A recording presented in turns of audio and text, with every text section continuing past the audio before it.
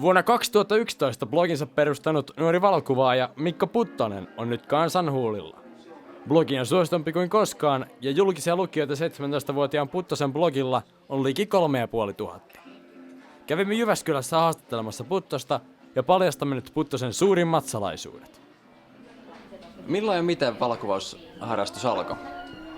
No se alkoi oikeastaan aika pienenä, mä kuvailin kaikenlaisia ötököitä sun muuta, mutta sitten vasta myöhemmin nyt pari vuotta sitten siitä tuli semmoinen ilmaisukeino, että mä aloin kuvaamaan enemmän.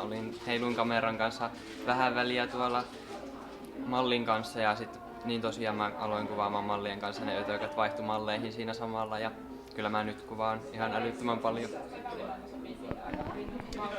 Missä sä näet itse asiassa 10 vuoden päästä? Mulla on oikeastaan 2 vaihtoehtoa. Et se ykkösvaihtoehto, mihin mä pyrin, on, että mä kuvaan Vokuelle hienoja mainoskuvia, mutta sitten se toinen vaihtoehto, että joku unelmat ei toteudu, niin sit mä oon varmaan meditoimassa Tiibetin vuorilla, että se on se kakkosvaihtoehto. Sä oot käynyt jonkin aikaa lukiota ja nyt käyt ammattikoulua. Kerro vähän opinnoistasi ja siitä, että minkä takia sä lopetit lukio. Se oli oikeastaan, mä muistan sen yön, kun me istuttiin mun kaverin kanssa nuotion ääressä ja me mietittiin, että mitä mä teen lukiossa, että en mä siellä pärjää, että miksi mä oon siellä. Ja sit se sai mut uskoteltua, että se ei ole oikea paikka ja sitten mä kirjoitin eropaperit ja sitten mulla alkoi semmonen pieni taiteilijaloma ja mä hain nykyiseen kouluun, missä mä nyt oon Petäjävedellä Jyväskylän ammattiopistossa ja pääsin sit sinne opiskelemaan valokuvausta ja tässä sitä ollaan. Mikä sai sut aloittaa alun perin blogin pitämisen?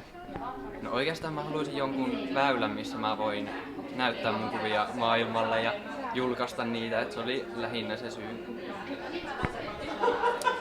Kuka opetti sut aikoinaan valokuvaa?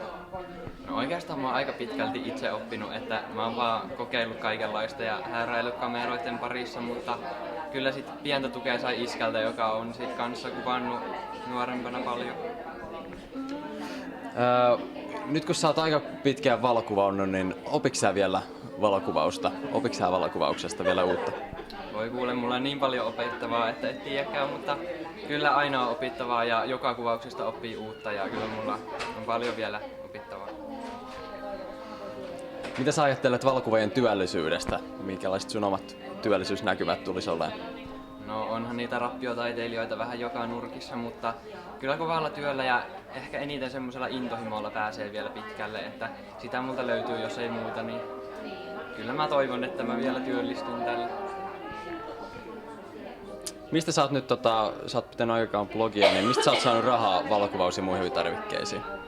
No oikeastaan se on ollut semmonen mun pienen iän prosessi, että mä oon aina säästänyt rahaa ja tehnyt töitä ja kaikki maksanut itse kyllä, mutta sitten aina vaan ostanut paremman ja nyt mulla on aika hyvät vehkeet, että niillä kelpaa kuvailla.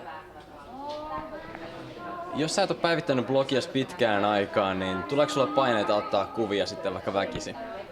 No kyllä mulla kieltämättä joskus, jos on kauhea, ettei ole mitään inspiraatioa ja ei mene kuvaamaan, niin tulee vähän semmonen, että voi ei, nyt ne lukijat kaikkoo sieltä ja kohta kun mä avaan blogin, niin siellä on 1 lukija.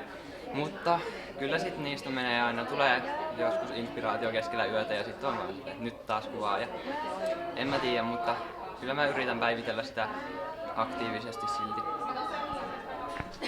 Minkälainen oli sun ensimmäinen koulureppus? No mä tossa mietin sitä, että se on varmaan ollut Spider-Man-reppu, koska mä oon ollut aina vähän semmonen sarjakuva-friikki, tai no sarjakuva-hahmo lähinnä. Minkälaista teillä on koulussa? Mitä te duunaatte?